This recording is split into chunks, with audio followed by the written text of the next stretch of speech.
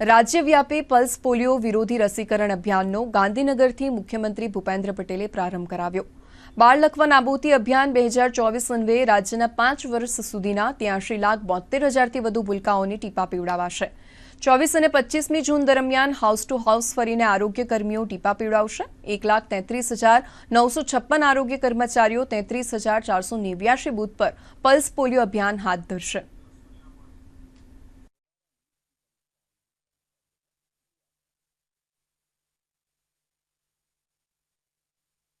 राज्य में આપણે 80 લાખથી વધુ બાળકોને આ 3 દિવસનો કાર્યક્રમ હોય છે।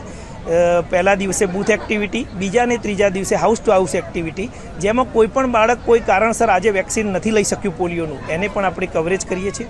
તો મારી દરેકને ખાસ વિનંતી છે કે આજે જે આપણા 33,000થી વધુ સમગ્ર રાજ્યમાં બૂથ બનાવ્યા છે, ત્યાં આપનું જે બાળક છે એને પોલિયોથી સુરક્ષિત કરવા માટે બૂથ ઉપર જઈ અને પોલિયોના જે વિરોધી રસી છે, ઓરલ પોલિયો વેક્સિન જે છે એના 2 ટીપા પીવડાવે એવી મારી દરેક વાલીને, દરેક સામાજિક કાર્યકરને, દરેકને મારી આરોગ્ય અને પરિવાર કલ્યાણ વિભાગ તરફથી વિનંતી છે।